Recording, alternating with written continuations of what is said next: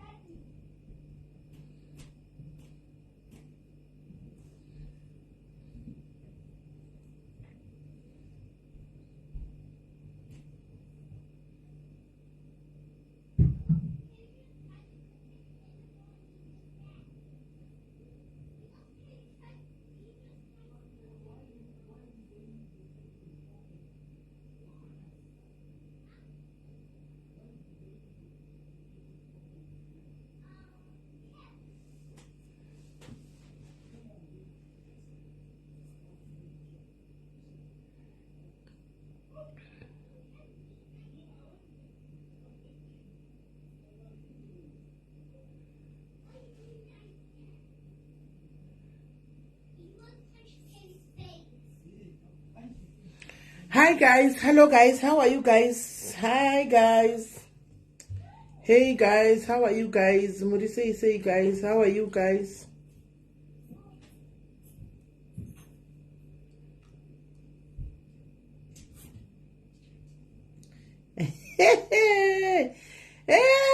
Maswera seiko pastor vari kukomenda paposti yavo pastor tatenda muruma hoko nekuti nchivhura posti dai mbva ndasangana napastor kudai so yesi shoreni ndabva ndasangana napastor wakomenda hanzi nekuti ndakamuramba akuda kusvibisa zita rangu mundikwidze palive yacho nditaurawo the side of my story. Pastor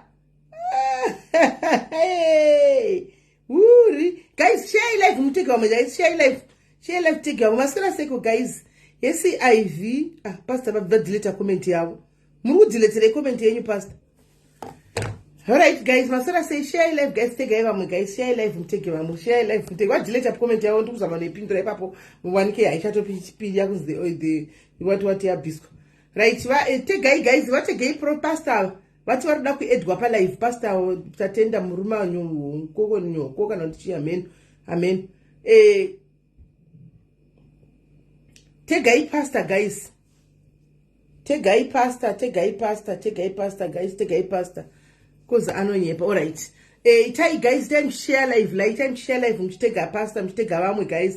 Tegai wamwe guys. Masquera seiko guys. Masquera say yatsoda mavile vedatoda.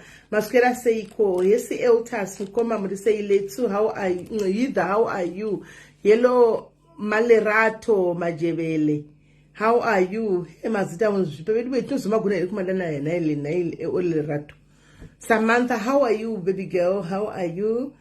Precious, you should say Manyara, Queen B, say Tembekile Masukume, she say Martina Matkofi, Aroa, Jazumona. Jane Mabandi, how are you, Jane? She say, guys, ingo go take Mushe life, go take okay, Tatenda Ndiripo. Hanzi ndiripo tatenda. All right, varipa. Hey, pastor tatenda. Variti. Right guys. Pane nyaya yauya pano antika ini nyaya handisikuiziva. Ini mongoza kuti ndinenge ndiri host guys. Handitika nyaya handisikuiziva. Ndangobatwa nemuridzi wenyaya yakati ndikukumbirawo platform. Handitika because I need to put an awareness kunzo uko. Kuna pastor mutsotsa beans. Zvakare vanoba mari, vanotora mari kuvakadzi all in the name of love. Saka I need to alert watchi abiyangu kuti ndo zviri kuitika kunze uku. Animaona zvika kuti ndo zviri kuitika kunze uku. Saka ndo saka taungana pano nasi. Taungana pano kuti tinzwe nyaya iyi. Ndiri nimwe ndiri kufunga futi ndei kunyaya pane munhu angachitaura nyaya yake ndei kuti ndikatozokubata muzi akana kona wakawandigwa nezvinhu guys ka ambozvifungi panguva iyoyo. Alright. Gai ndibate varidzi venyaya vauye nenyaya yavo. And undati ku-add here, alright, maybe bada ku-addwa. Alright, isa add tioni, send a request tioni. Kwanza anonyepa ndakamuramba kuda kuzvibvisa rangu. Imi mfundisi kaini. Right, uripo here, send a request tioni. Send a request kana uda kufonerwa here, kana uda kusendwa request, uda kuita zvoku-addwa. What do you prefer? To be added or to be called? Urikuda ku-prefer chi? Urikuprefer chi? Kwa ipani hando zangu masasa chawe. Amen. Tika ichinski. right ndokuedzeka ndokufonera. Do you want to be added kana toda kufonerwa? Hanzi ndaisa request yangu inda ndisiri kuiona rega ndikuedera mu comment section mu. Request yako nasina kuiona. Wait.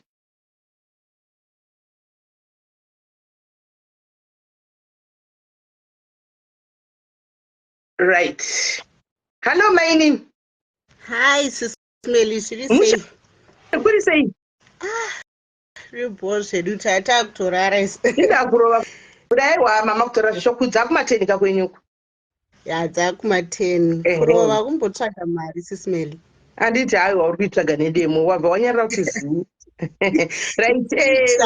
Maini mauya mukati mune nyaya yenyu yamuda kuti mupire vamwe vakadzi zvakare mutaure nezvamufundisi vari kunyora vari mucomment section umu.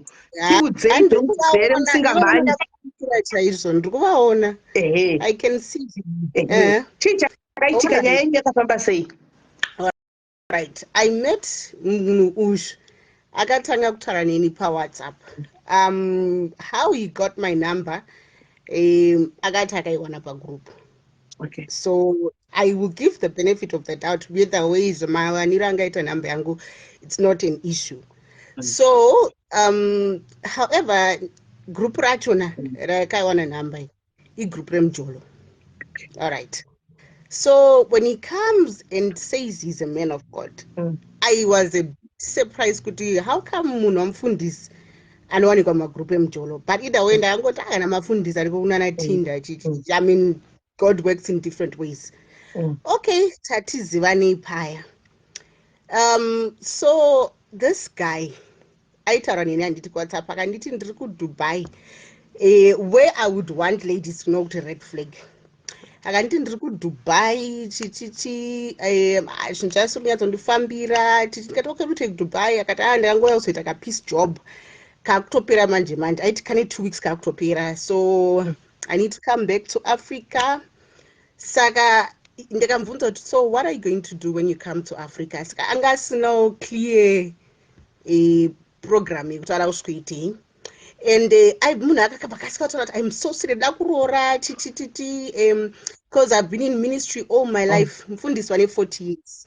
Zvikanzi I've been in ministry 39 years turning 40. Okay. Zvikanzi I've been in ministry all my life. Saka handinambokwanisa kushanda muupenyu or to get anything for myself. Nokuti ndandiri muministry. Munhu waMwari zvowanika nditi. Saka tikangoti okay. So akazoti no, I've gotten a revelation now yekuti ndakufanira kutanga kuchishanda. This person is turning 40. Wakuda kutanga kuchishanda izvozvizvi. Well, anyway, people make mistakes. Munhu zvaatoti amufundisi kudaiwo, it means adzidza upenyu. Vanhu vanochinja. Sine maindiziva kudhara panapa. Nevamwe vanondiziva, I've grown. So kana munhu usakushamisa kuchoreni uri mupenyu ndiwe munhu akachinja chaiko zvokutodaro. Zvokutochinja zvokutodaro. Aimaindiziva, Facebook aindiziva, titamba kona Mike tisina kupfekwa. Taimbovepo. Saka pakatachinja and all, I was like, sure man, I've changed. So I believe people can change. All right. Munhu okay, saka inini ndangoti my relationship online, I want to test this guy. But ndamuti if you are telling me the truth anditi ka ndasenda kubvunza history kwari kubva just kuti ndoona kuti you are not doing this with many women. Can we make our relationship public? Vanhu vandofollowa platform yangu zveshuwa vakaona I made him put that because I knew a day like this would come. Anditi ka the relationship was public. Vanondifollowa nevamwe vakazviona and people saw. Ndikati good. Apana umboita a week later munhu ndobva achinja zita. I met him achinzi Desmond Mangwiro. Munhu ndobva achinja zita. Anga kunzi Tantenda Maruma Huku riripo izvozvizvi. So that was a red flag for me. Kuti okay ndakumita another name and he changed the name. Ana kumbondudza kuti achinja zita. Ndakatanga kutsvaga munhu wangu. Zita rachinja. And at this time now that name Tantenda Maruma Huku is flirting with every woman on Facebook. I think ndakatombocompile my screenshots ndikaposta ariko kwandakaposta vari kuda unoona ile group rakanzi kwa ushamwari wedu. This guy ari kuflirta with everybody. Ndakambomuaddress akati sorry. Ndobva what pushed another time, a girl wanga anyinga. I spoke to this lady. I took a number on WhatsApp ndikataura naye. Wanga anyinga akazomuposta kuti she's dating the new name Tatenda Maruma Hokumanje on his wall. Ndobva ndazviscreenshota ne-relationship status yangu ndikazvisa paplatform pangu ndikati munhu ndasiyana naye, I've realized kuti achachi move on, ndasiwa ndega murelationship, munhu adi aenda. Zvikanzi aiwa tanga tichitamba, the girl contacted me, even those who were on my wall vakazviona. Aiwa no, it was kutamba kudididi, but I never stopped marking him from there. This guy goes for every woman. Saka I started investigating hangu chinyararire. Ndazomubvunza kuti muri kutaura ari ngori Dubai. Angori Dubai. Ndombodzi ndiri kuZimbabwe, ndombodzi ndiri kupi, bo is in Dubai. Ngatingoti ari kuDubai. And then so then pakazoita incident manje. Yazova nyaya yazonyanyoita kuti ndienderere mberi kudai. Mufundisi ava vane mwana ane 3 months. So akazoti tiri kutotandara zvedu, ari kundiudza nyaya yake, and I have the charts. Hainisi simeli maviwanwa ndinawo, munondiziva. And ndautoti muzoakanda paplatform after the live. Ndakukandira ese maviwanwa nekuti vanhu vagoona. Mwana ari kunzi baby mama ari kuda manepi chichiti, ari kundiudza kuti handisati ndatambira. Akatondisendera nemameseji ako, huna here mari undibatsiro. Inini, I did not give this money because I was giving Tatenda or Desmond or whatever his name is, but I'm a single mom. And I can't forward drama chatter baby mama. Pandakaverenga mnyaya iyi, ndakabatikana as a single mom. Kuti, you know, we are in a foreign land. And mwana mtete anostressa. Ndobva ndati, okay, wongoda mutumira mari svika ndada mutumira 350. And I want to hang up mutumira munhu 350. Since uchandidzosera ungomutumira ka 500. Wozodii? Wozondidzosera. So ndokubva anditumira e-wallet number ya baby mama, and I got the baby mama's number. Ndobva ndamitira baby mama ya e-wallet yaye. Ndobva yaenda ndikati uchandidzosera mari yako, handiti munhu anga ane 2 weeks ari kuuya, so it wasn't a problem. Ndobva azondisendera futi imwe message kanzi kuri kudiwa magetsi, chichi vanhu vakatogara murima, chichi please, ndikatomboramba. Kanzi aingori 100 rand, ndibva ndaedda on top of chikweleti chacha. Alright, tapedza. Okay. Hazvina kupera, mufundisi vari kungonyenga. Izvozvo vaona kuti Facebook ndakuvabata, vakutambira kuTikTok manje mufundisi. Ndokwavanga vakufleta vari.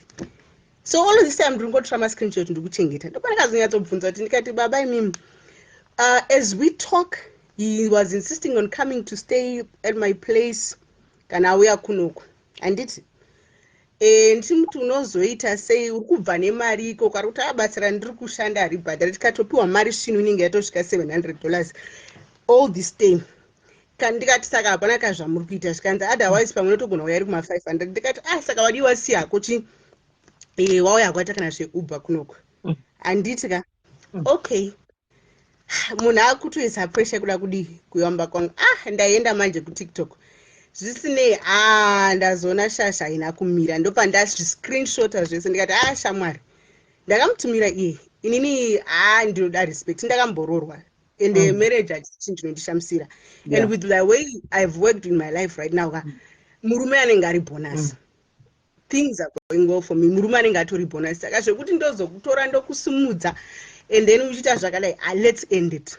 But you owe me, can you send me my money? Mari ndo yakatanga kunetsa. Ndizonzwa kuti handina kumbokukumbira mari iyoyo, wakandipa wega. Rafu yakadaro. Ndazochifondera manje baby mama ndasati ndambotaura nawo ka. Ndazochifondera baby mama ndikati kungava kune mwana zveshuwa here, ndakutoita madhasi nerafu yandachiudzwa manje. Chiva ndafonera mukadzi uyoyo. Mukadzi uyoyo akandiudzawo nyaya yakatozoti yangu ishoma. Sisimeli, this lady akayosangana nababa paFacebook. Amene kuti vainzani ipapo. Asangana nababa paFacebook. Hanzi ndakatomutora aigara kuOliven. Kwakutomutransporta kubva kuOliven. Achingoitawo same story yekuchema upenyu zvawo vanhu vandiita rafu chichichi. Kwakumutransporta kwakugara naye. This man was not working. Haana mubvura akashanda. Aichengetwa nemukadzi uyu. Akasiya abira, I've got my V11 and ndichakupai nhamba dzamai mwana futi mozongova interview mega. Akasiya ambira laptop ne 6,000 rand ndobva adisappear. Ndokuzongonzwa kunzi munhu akuDubai.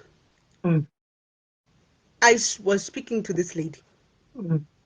tikati saka munhu utori unhu hwake kasvikanza unga usingatoziva ndoudi unhu hwake madatongoona kuti mari yangu ti handichamboiwana kati ine zvisinei hazvo since manapweni mari yemanapweni yakauya kwamuri ende mwana ariko zveshuwa I'm a mom as well haisi mari iri kudi iri kunyanyorwadzazvo so I posted it paushamwari hwedu kuti ndo zvakaitika munhu itsotsi ladies beware vakauyawo vamwe vakawanda kuseri kuinbox ndichazokupai kana kuda uchidauya kuzouya uchitaura nyaya dzavo I didn't ask them if I should share their stories saka zvinenge zvakwavari and then there was a guy akazoti munhu imbavha uyu wakavharwa tumira maaccount details I'll send you my account details vandamutumira maaccount details ndobva andisira mari yangu zvikanzi ndangotokunzwirawo tsitsi kuti ti wakavharwa nembavha iyi munhu itotomuzivawo takunzwa takatombobawo imwe foni kupi like they know him achitongori mbavha ndobva nditi ndakuti ndangokunzwirawo tsitsi kuti uri munhukadzi ndosaka ndakubhadhara mari yako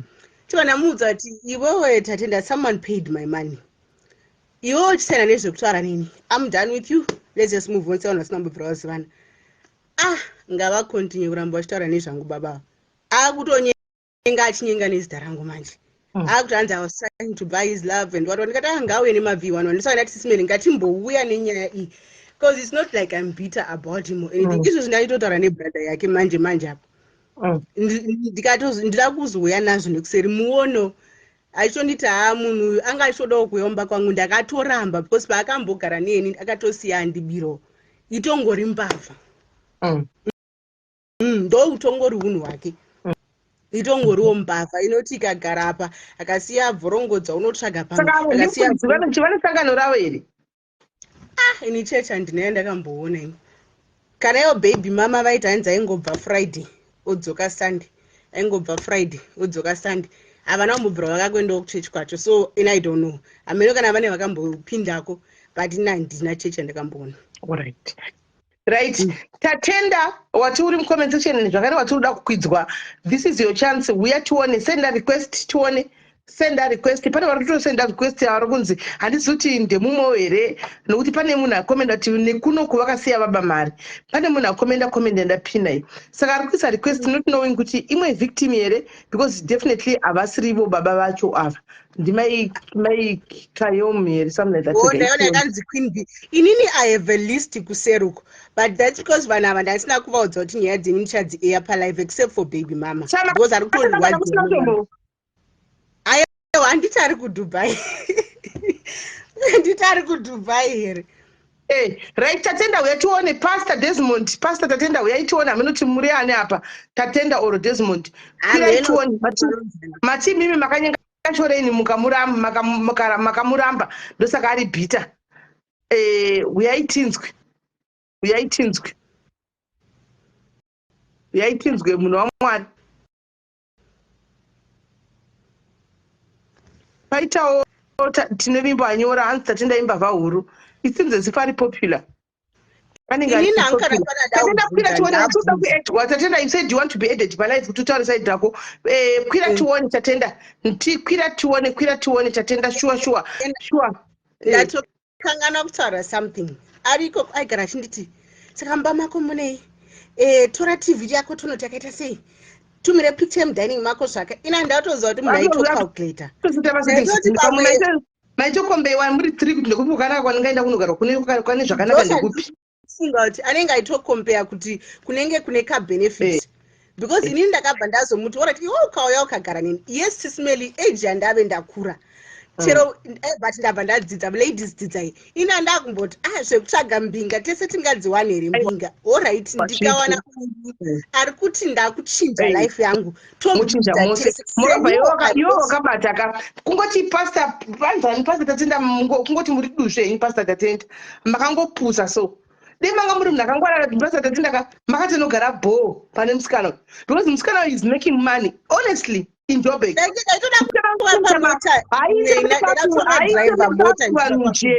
haite makeup vanhu nje musikana anoita makeup dzemacelebrities emuSouth Africa South African celebs anoita kubhukiwa shori anofamba iwe munhu wakamboita accident nemota yako wakaotenga imwe ndakatenga dzimwe 2 imwe yacho ina driver iri pauber ndanda kuti totora iyoyo tatenda wombotanga tatenda wakapusa zvino wangopuwa mota kuti pauber uchidriver. Newe tate newe Blessing Desmond. Ndikatawa handisi kuda kushamisira, but I've seen kuti Mwari anokwanisa kuchinja life yemunhu. I don't want to stand here and akachinja yako uchigara mchitiya DP uchigara Mwari DP muyabe Mwari akusumudza. Mwari akandisumudza. I don't want to lie. Mwari anosumudza vanhu. Mwari ariko. So paakauya washanda kunamata hazvina kundishamisa. Ndikati pamwe ndawanawo wangu watanzi tisumuke tese akabatawo Uber because driver yanokeshwa ma30,000. Uber anoshanda Harare anoshanda anosanganisa both ne but I mean Maria anobata because inopinda account mangu anobata kuma 30,000 pamwedzi.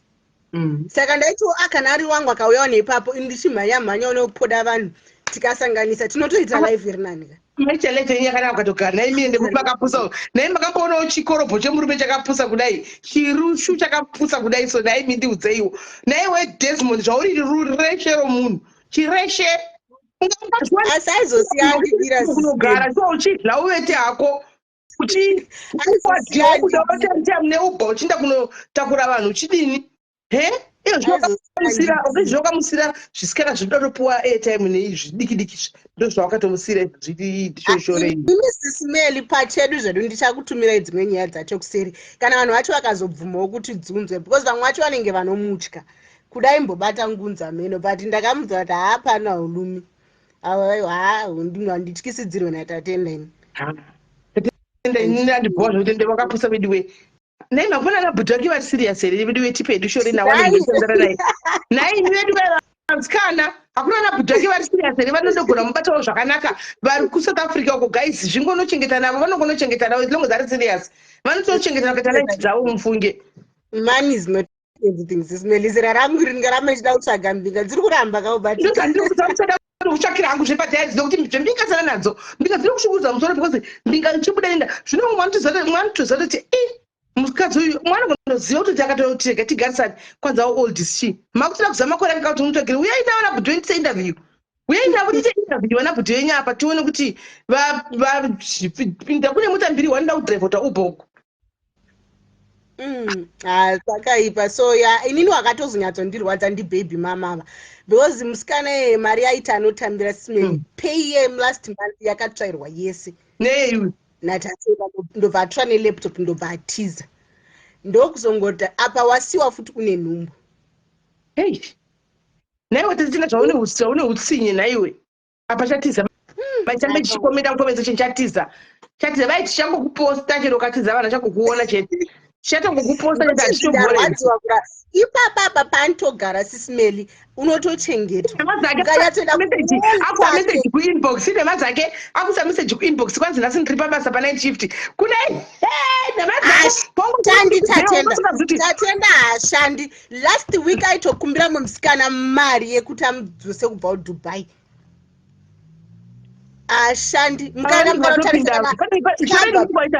unenge waita lakiwe kuinbox kumira tione vauya kuinbox tatenda aitokumbira mari yekudzoka kubva kuDubai ene amotarisa cover picture rake muone kuti munhu ari kuDubai here akapfeka kashock spedzisa nesheti yeketen like life ini ndandagaanoshanda kupiko munhu anoshanda ngaise V100 kuti anoshanda kupi ko inganga achindikwidzei wani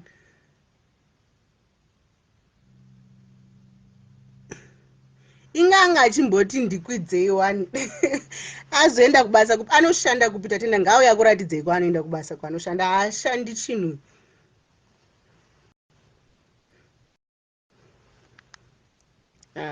kupiko aiwa ini ndandangoti zvangu vasikana ngwarirai zvangu yangu hayo ndakatozoona kuti tiri nani pane zvaakaitawo vamwe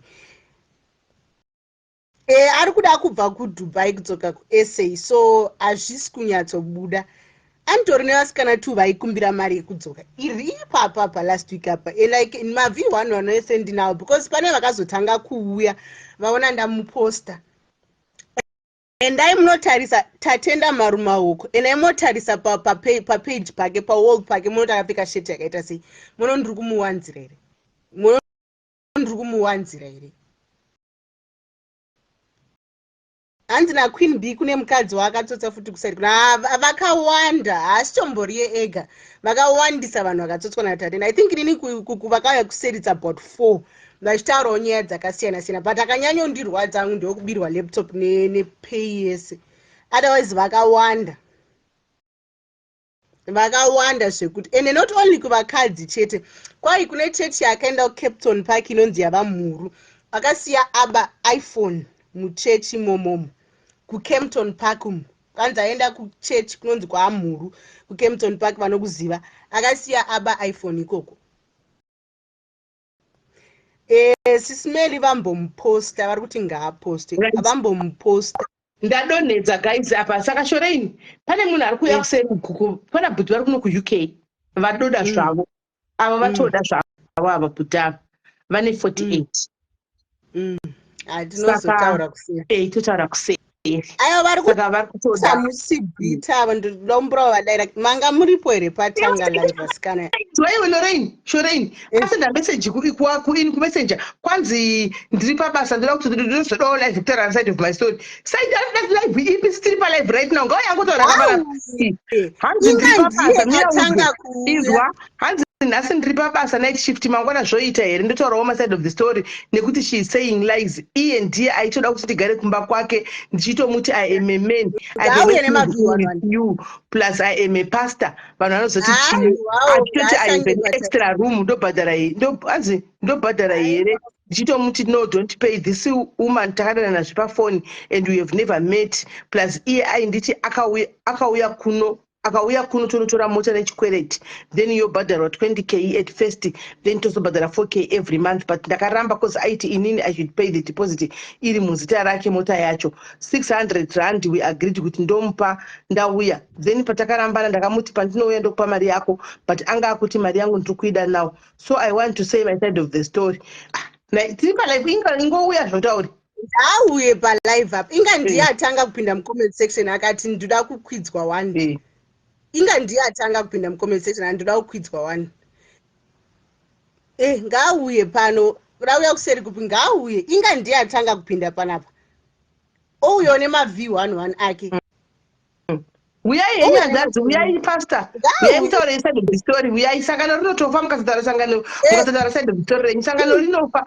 uyai mutaure side of the story uyai mutaure side of the story anoshanda kupiko iye Tatenda ngatipoka V100 vati vari kunhingiriki zveDubai anoshanda kupi anoenda kubasa kupi Tatenda haashandui ngauye neletter of employment tionoti anoshanda kupi haashandui basa rake ndiro rire paFacebook rekutsvaga mabhebhiri ndo rake charo achitsotsa vanhu mari ndo rake aiwa Jackie Kenzi munhu anga ari pano all along ukaenda kupost kwanga achitonyora chiti ndikwidzei palive iyoyo ndoda kutaura all of a sudden pazokukwira yakuti ndave kubasa kupa abva kunyora manje hapana kana 5-10 minutes apa achindikwidzei anga asati apinda basa aona vanhu vamwe vauya vachitaura kuti vanoziva nyaya dzake ini vari kutouyawo nhasi handivaziva vakauya ndamuposta ende kunana Paul Shamwari wedu kwandakamuposta handaumbobvisa maposta acho endai munoona ariko kune vamwe vakatonyora mucomment section kuti uyu munhu akatombotibira hunhu hwake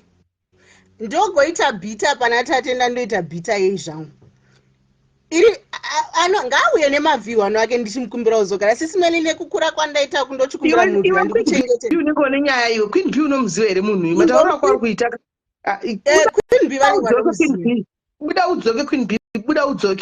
udzoke imboisai Queen B indikatozotanga kutaura dzimwe dzakabva kuZimbabwe uko kune mabhururu ake kuZimbabwe Tatenda akadzingwa kumba kwaigara akagara mustreet vanomuziva can witness kuti Tatenda angari street kid kuZimbabwe iye akatombozvinyora asati adhilita iyi baba vake vakamudzinga pamba nenyaya yekuba iye Tatenda akatoba mombe yosaka ibereka kumusana hanzi akaba 3 akatengesa mombe yakatiza akabereka mombe akaba mombe akatiza naye akaisa kumusana uko akaibereka but what I know is akadzingwa kwavo aiwa kumba kwava akadzingwa anyone anomuziva panapa iye akazoposta ati hanzi ndakadaidzwa naMwari unogara mugomo vanhu vanyatsoziva full story handi angapera zvombodaidzwa naMwari unogara mugomo handi ndaigara mugomo because Mwari angandidedza kuti ndigare mugomo yadzingwa kumba.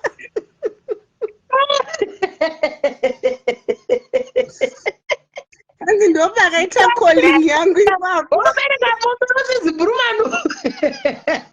Wakabereka Burumanu musana ukamayena rotiza waba. Musana rotatira. Uya ikantatenda. Baba imaya. Uya kantatenda.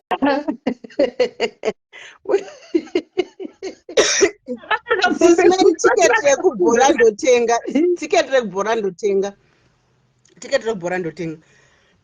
Aiwa tatenda unondistekesa zvangu. Aiwa indakanyatsodzodza kuba akabira stepmother vaigara nawo iye aintoitaura ega nyaya hanzi ndakavabira mari yekunohodha makuseni. Mfundisi munoitera pindura mufundisi. Aiwa kumbabva hawo wagara uno pamusha pawo. Rinenge ritori shavi riri pana tatenda. Regai iri WhatsApp call. Alright, regai titi. Regai titi namba dzacho. Aiwa ngauye kamunhu anga achida kukwira apa.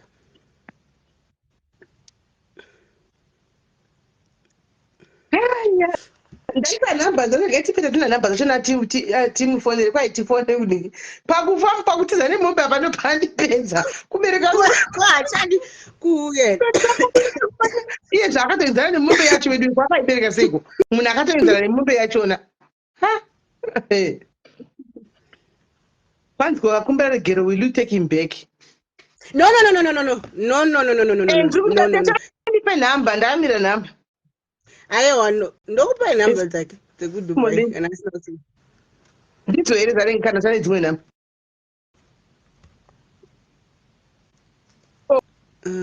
Kwini yakuramba chikudzokorodza kuti kwanzi akaba mombe akatiza nayo. Arikuramba chingonyora kuti bhiti akabereka mombe usana akatiza nayo. Anyway, zvakaoma. Ndaseka zvangu. Aiwa indangoti hangu akazoya kuma inbox evamwe mongozva nemuchidhira nemunhu akaita sei because ari senda namba shore ntoni timufonere. Senda namba. Ndokwanisa kuitarisa ndiri palive kudaiwo. Ungodzokera back uinde utori nayo namba. Yes Roy, uise kuWhatsApp. Alright, ndiise kuWhatsApp. Okay. Yabva yauya. Abvaisa. Plus. Yatiza ish. Plus 97 something. As against okay. Kwaisa kwacho. Atenda. That's Madina kids. Kids adzisi kutogaya zvadzo. Joseph namba iri yawakandai. Koshereni watiza. Ndiyo.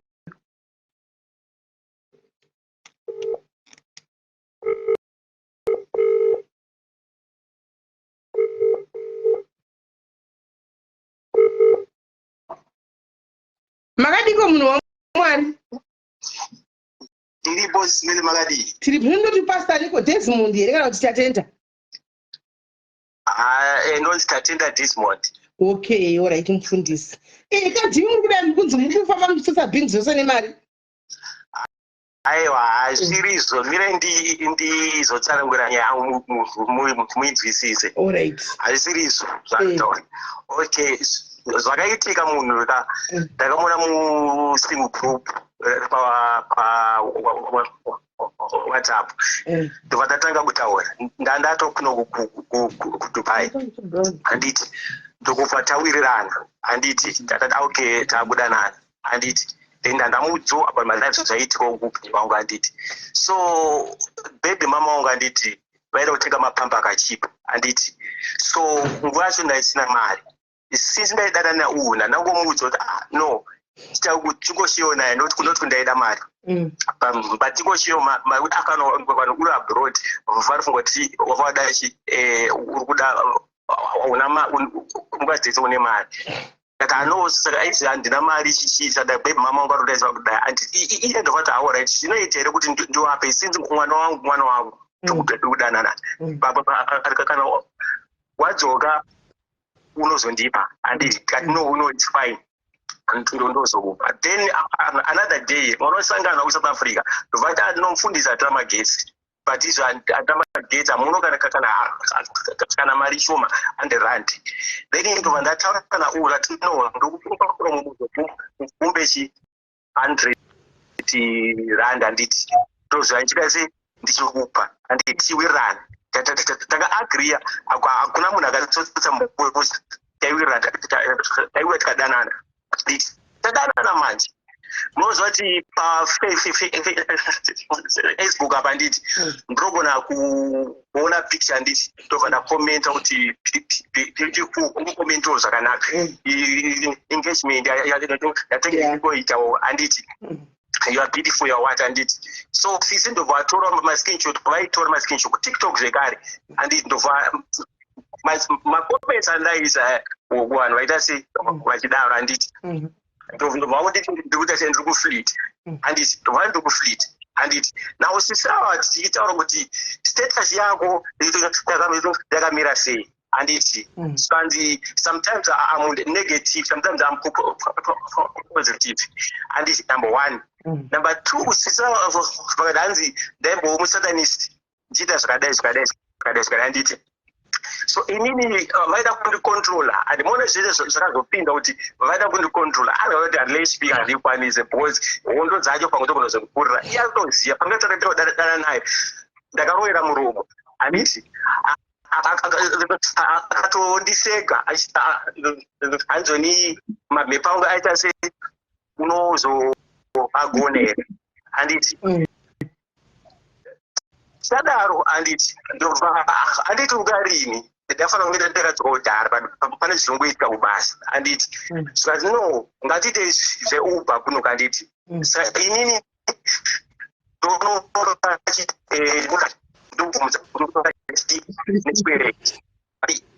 inoda chi 20,000 and it's and it's so right or I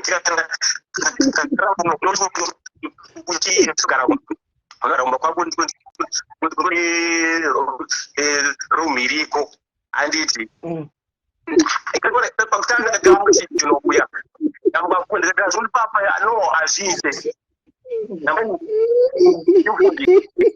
number one fundis and this number two kuti nduye kwakwe azviite azviyatomira zvakanaka kandi anondotona zvaivhista anditi now zvese taita tichichimbirana anditi patakarambana ndobva patangaiva mari yese I want my money uri kufleta ndikatomuupload asi kufleta wakomesa engagement anditi anzi auri kufleta utase pekutanga akatomboti kufleta pafacebook akatomboposta zvimwe pafacebook ndikazorisidzana naye tikawirirana futi tikadzokerana. Now the problem comes now kuti Facebook account yangu anditi ita zvakadai control zvekuti kuTikTok aindiudza zvokuti titonetsane yekuti aiwa hakuna kundiudzira ndinofunga usandonga munhu eche anditi asingafunge ndodega ndikanetsana naye usafunge saini after zvese after ndaona zvese izvi azoti no relationship yachaita ngaipere because hatisi kuita se handikuona tisikuwirirana because initore nenharo unenharo saka hakuna kwatinosvika anditi fine relationship yapera mairi yangu ndipe tikati imaakudzi rikakhala ndauya ikoko ndichakupa ndikakupa handiti ndopapa takaita nyaya akuenda gurupu rechechi abva anotaura gurupu rechechi Facebook avaisa achingofona every time. After adaro ndobva azondipa screenshot rekuti ndatumirwa mari nemumwe munhu kuti ndise ndikuregerere ndasiyana newe. And no, it's fine. Even WhatsApp kwangu ngakutumira screenshot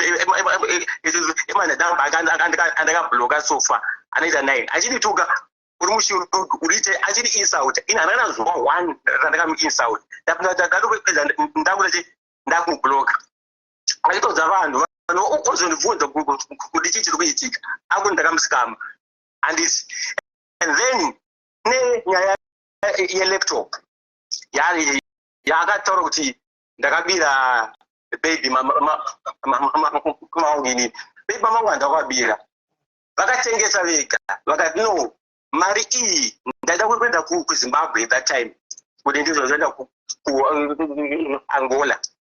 And so alright, laptop ndakuitengesa handiti tokupai mari but laptop yangu muzonditengera ndoida handiti baby mama vatsvaga munhu wekubasa kwavo amukatavabvunza kubasa kwavo ndobva atoya kumba ndobva tamupa mari ndobva vaverengerwa mari ndokubva vandipa handiti ndandine ikakadhi remukuru kataishandisa tese handiti salari yangu ndobva yapinda but no mari yangu ndichitowedzera mari yotozvibasiye zvinoitika handiti ndakatora I think it was quarter ndakatora imwe ndikatoiseri mumaccount handiti ndozvo ndakaita but ndakazoshandiswa ndakunzwa kuti vari kuti ndakaba laptop ndesabva achindiudza kuti kunenge kuti ndakaba laptop ndakaba tuma foni ndakaba 6000 achitoti kuti hanzi ndakamuskama ina ndakumuskama because takaita zvinhu tichiwirirana then ndobva tazorambani agreement yatakawirirana kuti mari yako iyo kana ndauya ndokupa kwanza aiwa ndakupeda izvezvi handingatete zvaunoda ndo zvakaitika zvekuti ndaimumanikidza kuti ndiye kuva ndifosa that's a lie bekutanga takatowirirana chitei ndinouya handiti tichitowirana kuti no you are my sister, you are my brother tichitowirana amborambana bekutanga I know you are my sister, my brother I can come to your house anytime tichitowirana handiti then ndikazokadzokera ndikazomuti no hazvichiite kuti ndinozogara newe number 1 ndiri mufundisi number 1 number 2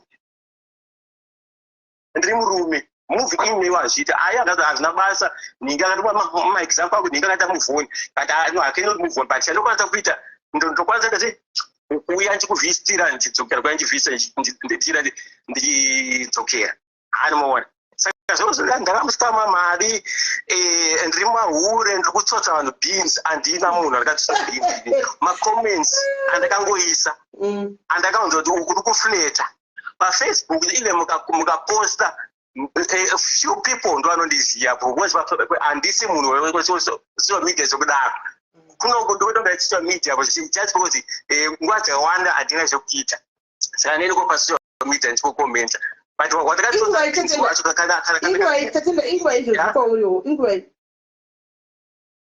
half past 9 it's 1:15. Okay, all right. So ndozvakaitika handina munhu wandakatsotsa beans handakumuskama handibos tikatoita mari tiwirirana iye anonokubvunza chitowirirana chitika kana ndikadzoka mari yako ndokupa and still I stand on that kuti ndichingotsika muZimbabwe mari yake ndomusendera yake ndinaye akanamba yakandipa ndikati no ndichingotsika muZimbabwe I'll give you back your money. So that's my story. Sisimeli ndoda kutaura something tatenda asati adona mufundisi wasati vadona.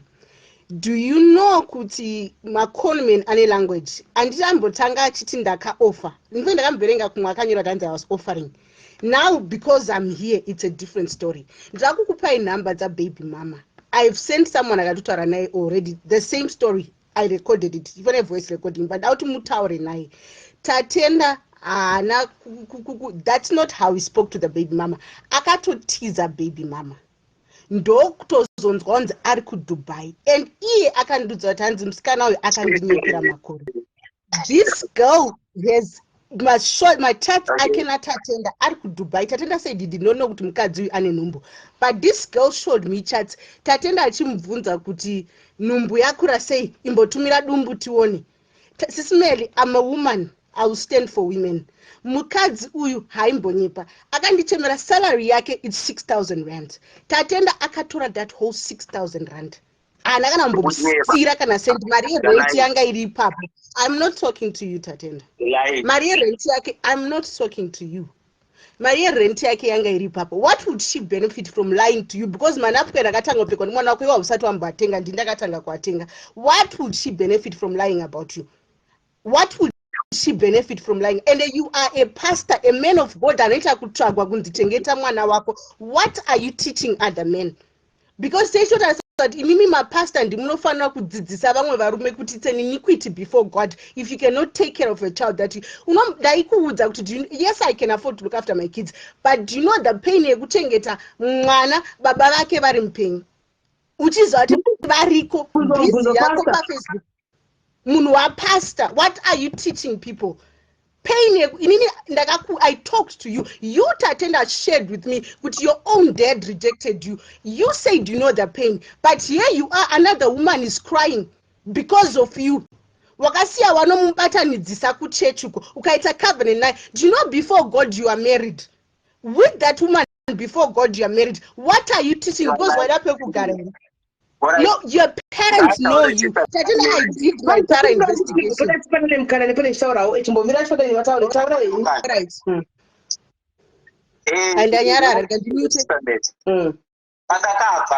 And I knew that she was pregnant because Papa told me my period I was there. But what did you say to me? I'm gonna throw your chats here. I'm gonna throw your chats here. So I knew and it to Muna animal. Nyaya takanetsana a baby mama get never for it. I did it. Get never for it, but she liked to give me a age. And it and then Nyaya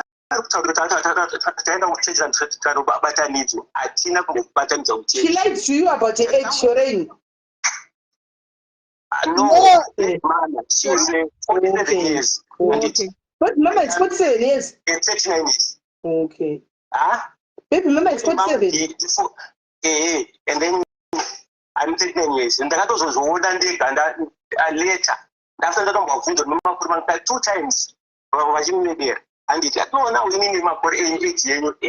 Yeah, and once because it the card in Jimmy. Seen a card, Wanga Nayo, Indi Nayo. Team and she knew I was supposed to go to Zimbabwe, but you can go for an ERP. And it now when you are the tower is baby mama. Last month, the Ragotatora now every day. Couldn't take a weird shot. She got the authority. How can you move forward? Church at night, now going with a covenant. I go into I don't know them from bag with now. Then after service, I want to say them from this. Vatican sailor. I think and then the rabbi is and she knows. Even Angola, right on in Angola, the was the government of South Africa and of Zimbabwe and of Angola. Through Angola, they tell now. And it's the Chiapuno who wrote it now in Dubai. And she knows that I'm in Dubai. The Gatora now would know, but Chatzoga and the church got that as yes, between the city and one to the types and as a canal. So in terms of Shani Siga, we are the story of my message. Put the Mama has what you are so much. Shani so much in the to do that. Look out and Iowa. Who shall they tell now? You know what? I talk to your baby mama every day. Now.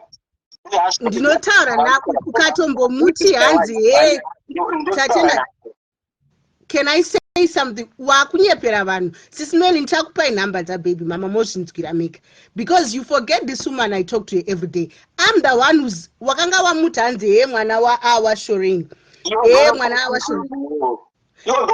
Anyway, hold on. I want to talk about you Satanist yawaunza up. You are Tatenda. Satanist, but Pastor Matishore Satanist. I know you worship Ragupi. Ndi pastor mufundisi uyu ari kuya achinditi ndiri musatanisti uyu aitinzwa mufundisi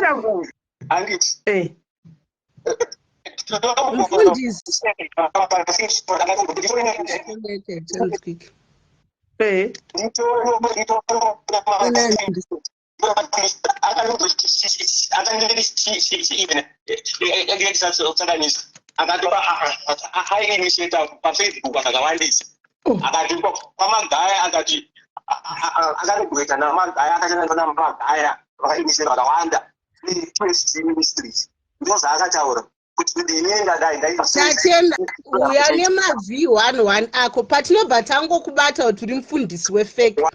If you were a real man of God, no, uya nemav1 ende namba imbomira ndipedze kutaura tatenda. If you are a true man of God, imbomira ndimbokupawo chance yekutaura ndambokupawo chance yekutaura. Iwewe kana uri mufundisi, alright, let's say you are a true pastor, unoti mbavha yauri inoenda unoba machechi unoba mafoni kuchechi. Let's say you are a true pastor, let's say uri mufundisi wechokwadi kwete zvako zvokubira unobvisa. Dai ungari mufundisi wechokwadi, if a person aiwa oti excuse me tatenda we are nev11 I dumped your ex because you are broke, and then number 2 ndayakurambira nyaya yechihure because vasikana vawainyenga uchikumbira mari. They also came after I posted you for the first time. Even vamwe vanga vari muwani mucomment section. Iwewe unoshanda kupita tenda une pekugara here. Unei munhu akashaya mari yekunorapwa achirwara. You had to wait for 2 weeks kuti someone akutumire mari yekurwara. Yekunorapwa kunotengerwa mapainkiller. Kunotengerwa mapainkiller. Wakapa mafoni kuKempton Park iwo. Kwamufundisi muruku. Iwo umbavha hwako unotangira panapa. Ndirakuya ndichiposta handisi kukunzwa. Aya umbavha wako unotanga nhasi mbiri yako yekubanda kainzwa shamwari ndosaka waindichitumira mira ambotaura tatende taura tatende mubvunze kuti andakumuudza kuti level yako neyangu yakasiyone mari ina handina mari hazviiti wakazozvitaura after I had exposed you. That you said after I had exposed you. Sismeli kana pane vanhu vanofollowa platform yangu after I had exposed him and ndatonzwa nyaya. I even asked him about the women who were making allegations about him because ndakuona kuti vari kunyepa here. I was asking him ndopa akazotanga kuti no ndinoziva munhu anenge ari guilty anotanga kuti atuhasha nini because certain ladies started coming. So I wanted to know kuti vanhu vari kutaura chokwadi here or not until his own brother came, until his friends from Zimbabwe pakatozoya vanhu vakawanda kuseruko vakatosanganudza nyaya dzatatenda dzakatowandisa. Why is he not talking to the pastors vakanga nawo Kempton Park kwaakanoba maiPhone? So ndopakatozoona kuti munhu imbavha zveshuwa. Ende ndosaka waigara uchiti posta kumba kwako kunei chichichi ende iwewe neufundisi wako tatenda. Can I just ask you, there are very big allegations. Do you have kana ari mufundisi akadi kuzvinamatira? Which pastor have you ever gone about saying that tatenda hana chechi? Because these are very serious allegations. Ende kana ari pastor chaiye why doesn't he pray? Kana ari mufundisi aita basa rekuposta doroko. Ngati uri mufundisi anoita basa rekukoirira vanhu paFacebook and you say you are a pastor ndokuzobvisa nekuti ndadaro zvikanzwira ndi control. How many people that you used to go to church with vakati vakasuduruka kwauri? I even sent you their messages. Ndambokupa mukana wekutaura. How many people vawaiti mafundisa unozivana nawo and I sent them messages. Undivhara kuti ndisataure. I sent the messages kuti uyu tatenda vakati takasuduruka pari because takaona kuti he's a fake. Nenyaya dzako dzekubata tenda ndira kuti kana tapedza live ndauposta zvese. Titaura ndikuti mufundisi wacho pari kuti ndakapa iPhone 2 handiti tenge kana live achinofanira kuita kusemangwana anditi otsaka mufundisi wacho owaudza kuKempton because inini I have never been in Kempton. Ndaigara kuPretoria. Waigara Oliven wakasiya wabura futi kwaibhadharwa rent nemusikana wakasiya wavhiringidza. Ngashindiudza Oliven kwakatorwa naMichaela ko Michaela akakutora nemangwendera ako kuOliven uko. Nyaya dzako kuti dzekuOliven dziri iPhone. iPhone wakaba kuKempton Park. Yes. I will do that. Ayo nyaya dzako dzakawanda. Andina kumbo. I will bring it.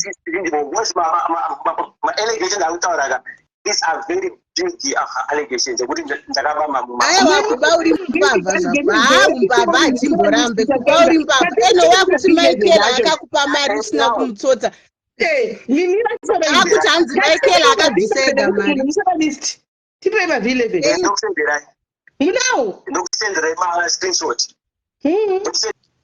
saka usatanisti unooneka pa-screenshot ma-screenshot handokusenderai simeni musambo haanondisendera iya mavhine hanzi naFrancisca Demberere mukomana uyu haadi kushanda tatenda even vanhu vakagara nevo vanotaura kuti hanzi anga asingaendi kubasa hanzi airamba kushanda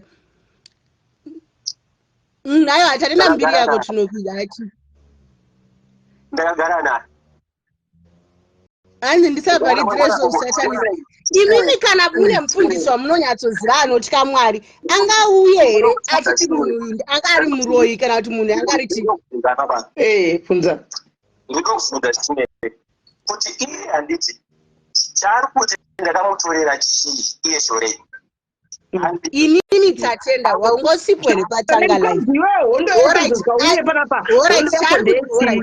inini what I was saying panyaya yemari tatenda I saw you doing a live mascot uchinditi hanzi in fact I was called by somebody uchiramba kuti hauna undikumbira mari ndikati unogoramba kuti hauna undikumbira mari saka inini ndinopenga here ndingangoburitsa mari ndongoexpecta kuti chadzoswa ndogoziva nhamba dzekutumira mari iyoyo ndogwe that's why I used my bank account because ndaida kuchengeta evidence for a day like this.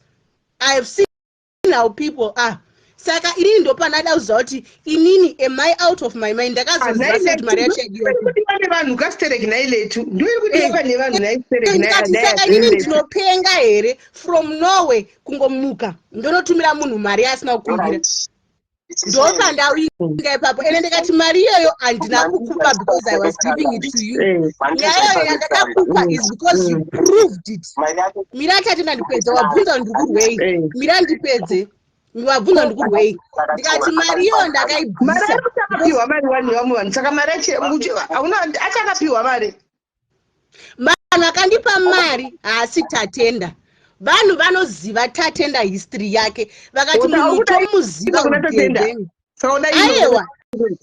aiwa inini ndamunzwa achiita live yandadedzwa achiti hanzi hanyana undikumbira mari achiramba kuti anambobvira ndikumbira mari and that is where I said saka inini ndinopenga ndinopa munhu asina undikumbira mari ndikoziva kuti iri kufanira kuenda kupi iri kunoitei munhu anonzi Maita unomuziva munhu anonzi Maita unomuziva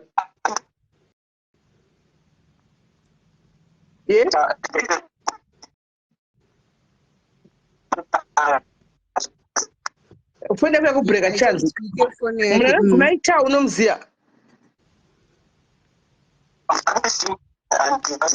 Maita unovaziva here anogara kutori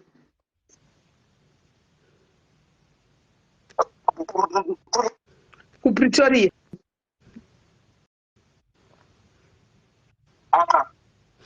Maita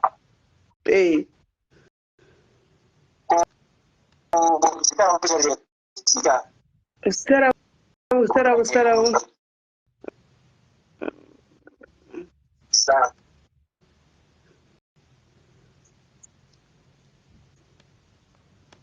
utatsvaga Staravo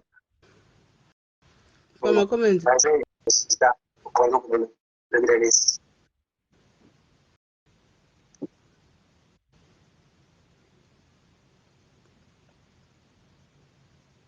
mina ndikariwana zita ndokuudza ndada kudzokera pabasa mangwana muchekere tine live ndengara pana pama11 chatumirwa 11 iyo tumirwa ai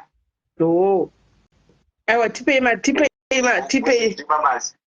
tione tipei ma11 acho tione shorena chatipa wake ndichakuitira achatipa wake apa shorena anga chidangoti muzive kuti munhu iscam anokutsotsa uyu beans nemari ndozvanga iye awareness campaign chete and I wanted to clarify Sisimeni ndati ndobanditi Tatena, you were not going to give me my money. You were not going to give me my money. Tatena unambodana natsitsi here Tsitsi yalo tsitsi rinoona. Tatenda shando ya meno basa kwa ruda. Natina tsitsi. Tsitsi? Pretoria. Ngakupay letter of employment. Kusiyabuswa nje kuna siyabuswa Pretoria. No, ndaigara muolivina ndangoenda kwetseko. Ndaigara muolivina ndakubva ndambobuda muolivi. Alright. Aiwa pakanaka.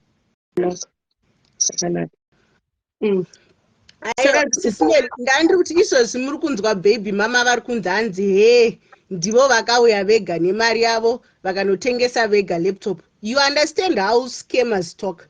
Antanga kudza kuti handina kukukumbira ndiwo wakamhanya-mhanya. I heard this lady story. Now, and Tatenda akatiza akadisappear from this woman. Ndo zvakazongondidzora moyo. And after the other people that came through, even till today, he has not sent a 1 rand for this lady. I and brother Tatena, this week. Tatena, do you know that you, Tatena?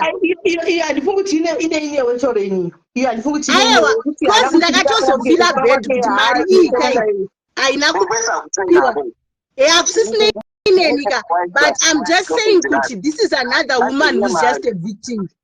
Tatenda, you are just oppressing this woman. I'm just another character. But you are oppressing this woman. Lead by example. Ndati iwe uri mfundisi takakuona ufundisi kwauri iwe uri mfundisi kana iwe usingachengete mwana wako uri mfundisi saka vana baby daddy vedu vanozodzidzei who will they learn from imimi vafundisi vacho kana muchitiza kuchengeta vana vedu.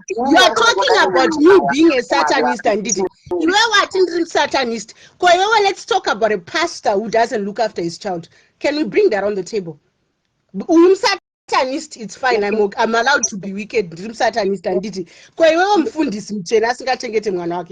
Tell me about it. Tell me about it. You are mfundisi dream satanist. So tell me mfundisi anotakutagwa pa Facebook nenyaya dzemari. Tell me about it. Ndiwe mfundisi ka? You are the one who came here telling people dream satanist. Good. Tell us you were mfundisi asingachengete mwana. Utatinda kwangu tizanya yedu chori nakatara kuti mungwa ndine kubuda positive mungwa ndobuda negative ndozvoko zvawangotiza iwe tatenda hapana zvimwe. Sisimeli Tatenda ndakamudza kuti HIV 100 tinotestwa tese ndakamudza kuti handimbofa ndakakudza zvakunzi bully ndakamudza handimbofa ndakakudza status yangu sipo. Let's go together. That's what I say to him. Ndosaka ndisina kumbomudza zvese zvarotaura is just hearsay. Ndakatoenda ndikanotesta ndikamutumira receipt. Alright, we are nema results angu apa. Since you know them, bring them here. Since you know them, ndakakutumira receipt ndikakuti we attended test. Since you know them, bring them here. Since you know them, bring them here. Until 11, bring them here. Bring them here. Exactly. And anyway,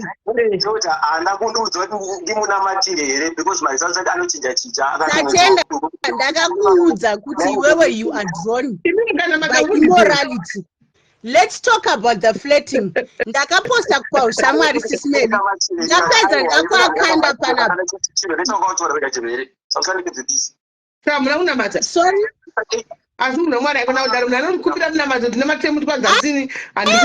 Musanyeperwe Sisimeli. This one is not a pastor. We are still pastor. Guys, mukari wapedzi unonzi Auxilia Mtondwe ku TikTok. Tatenda aituka vanhu vauga vaitsiura Auxilia. Tatenda ndikatozomuti naiwe uri man of God anenge achituka vanhu vauga yakadaro. Go and look for Apostle Desmond on TikTok. And my V11 now I'm gonna post them here after this live. Try me Tatenda. Ndikazoti uri mfundisi wekupa notaura vauga iwe. Uri mfundisi anotaura vauga. Pane vanhu vakatsiura Auxilia tunoita basa rekukwera. Tatenda aivatuka vauga nsandambonzwa iye mfundisi wenyu. Ndikati uri mfundisi akati asi anotuka vanhu vauga. Ndopatakatanga kunetsana. Tell me, pastor. Tell me, pastor. Why should you? You from what? This one is not a pastor. Pana healing. I dodged a bullet here. You know what?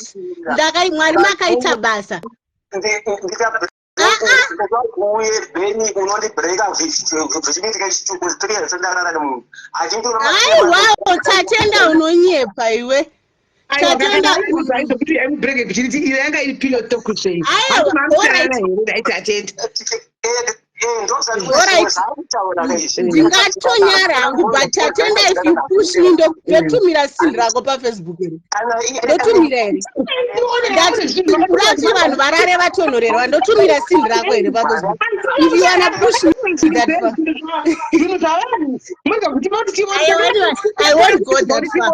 I won't go that far but since you are so holy, should I go there? You're calling me bitch.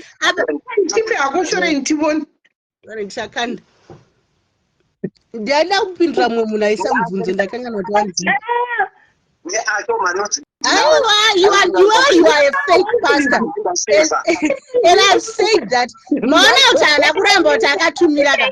Ayo guys, mazona utana kuramba ka. Maona utana kuramba ka. Andingambozi kamatumira mai manusta. Zvimanuzere aiwa zvone ndatumira zvito zvizve. Ndizvo natumira nutu. Aiwa ndingambotumira. Angakana nawo ngakandi. Sismeli. You know kuti ndaitoshamsika. Sismeli. Ndaitoshamsika. Uri kubona yonaza. Ndopa ndakazoti iwo umbori pastor akaita seiko. Because mapastor andoziva ka. They don't work like this. But I condemned it.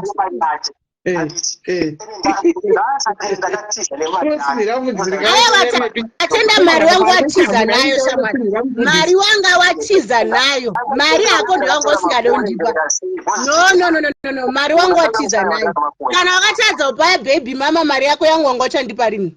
No, mari wangu watiza nayo zvako. Inini mari yangu ndakakudza kuti utizi nayo. Mari wangu watiza nayo.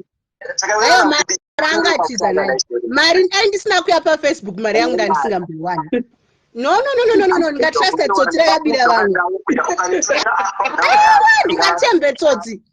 Ko vamwe unovapa mari dzavo say one. Aiwa, inini mari yangu sisingaya pa Facebook ndandisingaiwani. Mbofunga zvandoona hangu ini zvandikufunga panyaya iyi. Ini ndoona sekuti sezvo mazosvika pamudzi wenyaya asvika pamongo wenyaya kuti dzini rafundzonaro. Aiwa guys, aiwa ndachitamba mufundisa vanangotumira sini. Aiwa I didn't do that. Aiwa mufundisa vanotumira sini avo. Aiwa ndinganyepa. Ativati yako vana uwani. Akana vana hangu ngaatumira. Natumira. Mfunzo ana ublogger ku TikTok andisendela imidwa una ublogger kuti utame tatenda auna kana face yangu on anything. Ndaitokutumira zvinhu zvepa internet uyaukane ndo pandakuburitsira kwazviri. Ini handina kupusa udaro tatenda. Ayo takuti uende papage rangu reInstagram rekubasa ne. Aiwa ayo enda papage rangu reInstagram rekubasa unotsvaga pane waxing combos wobvaona kuti picture iyoyo haipo here. Unofunga ndakapusa here nini? Aiwa on that one ndaito my guy. Aiwa shama dai wakaita video call.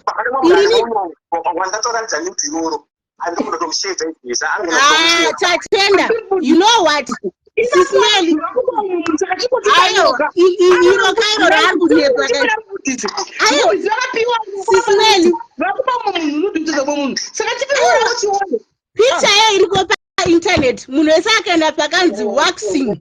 Go and Google waxing. That picture is there. Tatenda rikande pa Facebook nopinda. Tatenda rikande takunyatsokuradza riripo pa internet. That picture riripo pa internet. You andina kupusa daro tatenda. Pa Facebook mufundisi takapapinda musati maapapo. Ipapa ako wakavharika.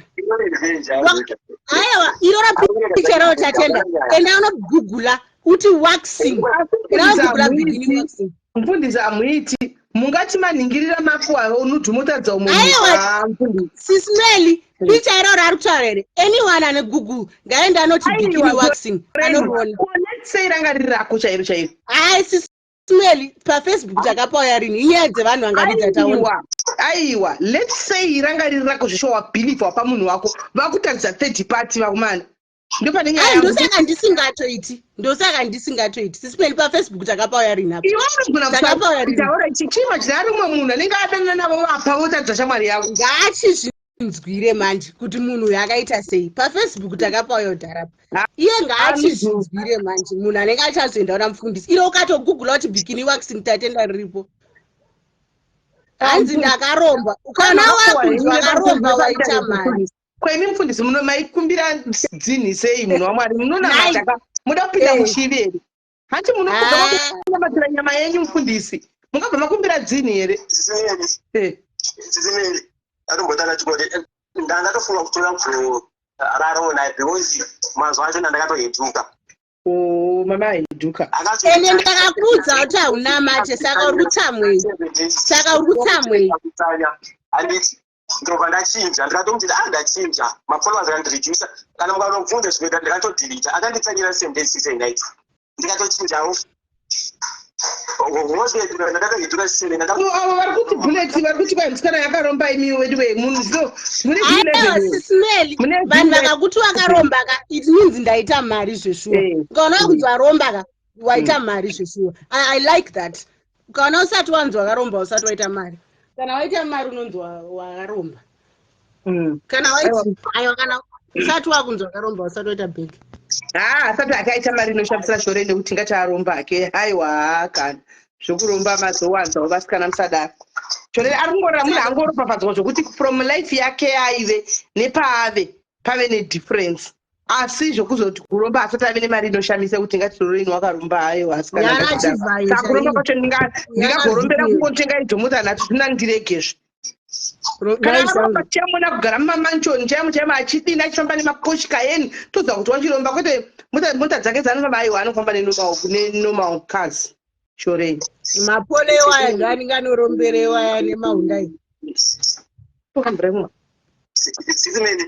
hello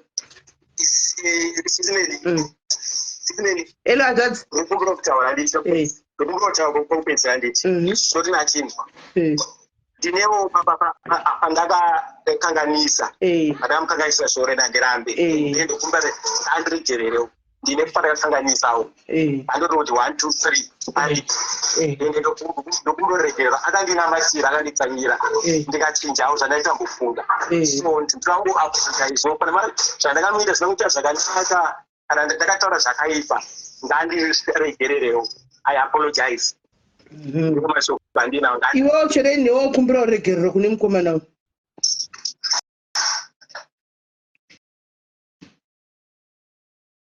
volume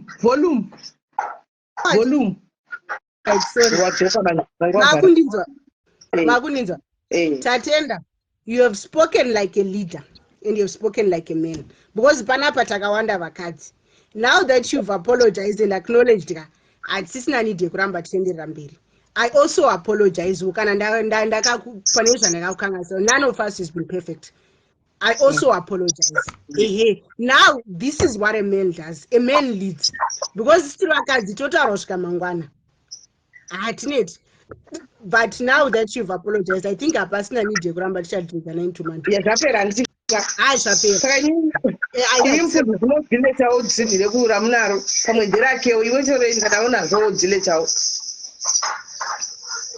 ndizvositamechadhilitozese kuno hapasina bheri handiti choreni uti kuda 600 no it's fine handiti pana akatongobhadhara undoenda kuita tsotsi it's fine zvakwari chirega kuramba muchinyorana muchiposana muchidini muchiita zvamuri kuita zvapera iwe chirega kuramba uchitaurawo nezvavo loshoreni zvatatendawo chero kamuona achiitei usasiyana nazvo chero kamuona tikomenda tikudini siyana nazvo hanei newe hachisinei newe pane munhu ari kundifonera mira chinzwe munhu ari kufona tatenda ndidabva kudonhedza chikufona ndiani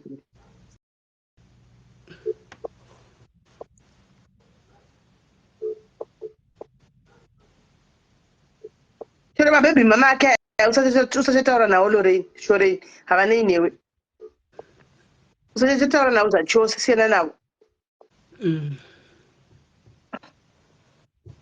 Uyo anonzi Bullet anenge anotokuziva zvokutodaro. Munhu ari padhuze neigosti zvaro but anotokuziva zvokutodaro. Igosti riri padhuze newe shorei. Bullet ramaimunya.com iro. Bullet ramaimunya igosti riri padhuze newe. Somebody close to you. Ari padhuze anguravhira kunyora zvaari kunyora itsinza anotonyatswa kuziva munhu ari padhuze newe. Ndichazoverenga kana ndapedza. Aditika. Fakene kusenga bada anonyatsotokuziva because abvira kwachingototaura nezvako chaiko. Kuti ndinogara atoramba atomboti ndikakwira pano ndikudza kundibata saka munhu ari padhuze newe voice anyora. But it seems like hapana chakaipa chaataura ke. Zvatopera Bullet. Zvatopera vatosiyana. So guys zvapera kashoreni. Thank you very much. Aiwa Raimi isi tiripo mangwana hatindi kumabasa. Thank you very much. Right guys, iyi yanga iri nyaya yashoreni ne-ex boyfriend yake. Ndo shamwari aiwa aigaroziva kwana zvinoya unotoziva kuti munhu ari mukuseko mangu. Saka guys dzadziri nyaya dzavanodana nawo dzaramba. Pane nyaya yanga manje vavata this time. Haku Africa this time vavata guys. Aiwa ito yama yava toibata mangwana. Toibata mangwana yama yava. Toibata mangwana. Right. Tichiri kupinda here. Topinda here munhingikiri. Vanhu varipo here tipinde mureururo. Topinda here mureururo 30 minutes chete kana 45 minutes. Topinda here muemotional Friday. Kana toita mangwana topinda here. Wakomana vanhu inguva idzinodyiwa ita sei time dziri kumuka dzichibikwa machips nanamaya panapa.